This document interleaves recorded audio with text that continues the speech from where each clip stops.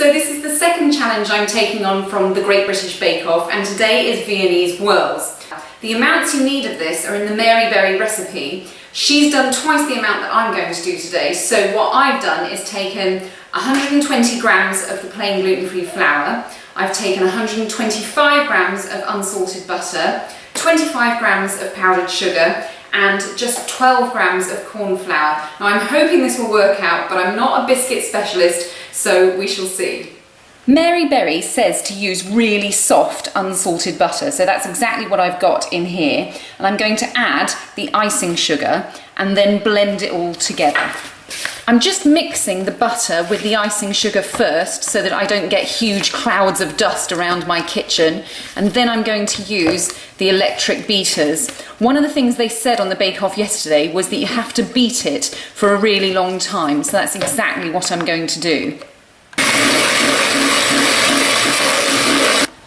You can already see that that has gone much paler and fluffier, so it's time to add the rest of the ingredients. The recipe just says to mix in the flour into the mixture, so I'm going to tip it all in, unlike a cake, and just hope that it's okay to have all of that going in together. Again, I'm going to just mix that in first with a spatula so that the flour doesn't go everywhere, and then it says to beat until thoroughly mixed, so I'm going to use the beaters again to do that.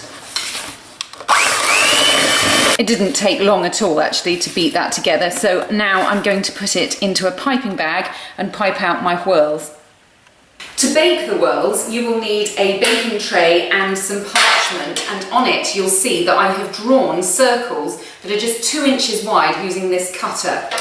Mary Berry recommends that you draw the circles and then turn the paper upside down so that you don't contaminate with pen or pencil or whatever it is that you've used. Instead, I've used a sugar art pen, and that means it's completely edible, so I can do it the same side as I have drawn my circles. I've got a star nozzle here that I've put into a piping bag, and I'm going to put the mixture in there. So I'm going to fold over the top of the icing bag and put my hand underneath into a sort of C shape, which means I'll be able to put the mixture in quite quickly. Take a big wodge of mixture. This is really smooth and creamy and should be very easy to pipe.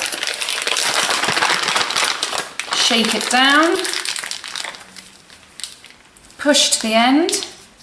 Right, let's see how we go.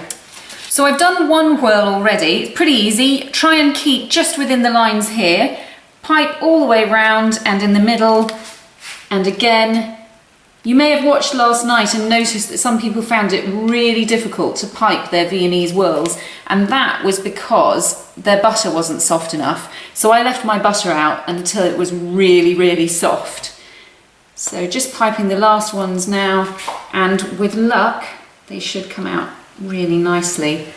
Another problem the bakers had yesterday was some of them didn't put their biscuits in the fridge. So I'm just going to pop those in there and leave them for 15 minutes so that they don't spread too much during cooking.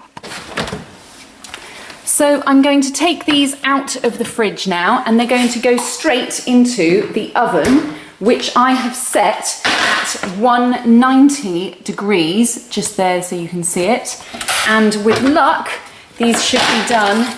The recipe says around 13 minutes. Things haven't quite gone as I imagined. This is not looking like the recipe said it would. My guess is that it's not to do with the gluten, and it's everything to do with the fact I didn't leave them long enough in the fridge.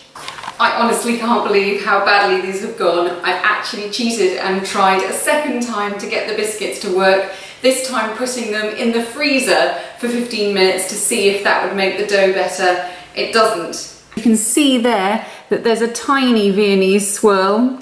So I'm just hoping that they will taste really nice, and that with some jam and buttercream they will pass as something yummy that's homemade but couldn't possibly be passed off at the baker's. So it hasn't quite worked out as planned, but I'm going to make the best of it, a bit like Rhea from Butterflies, and see what I can do with the biscuits I've got. So I've got a raised palette knife, and oh no. Right, I'm just going to pop that on a plate. There's a bit of biscuit there, that'll do. And I've got a bit of jam. I'm using red plum jam. I know Mary Berry's recipe said raspberries, but well, that's all I've got here. I've got some buttercream in a piping bag. I'm just going to do a big splodge. Oh my god, this does not look the way Mary Berry or Paul would want it to be.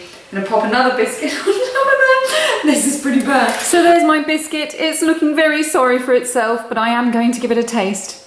Okay, I'm going to give it a go. So I'm going to make sure I've got plenty of biscuit, plenty of jam, plenty of buttercream. Wow, that actually tastes really nice. Okay, so it may not look like the best biscuit, but that really does taste very good.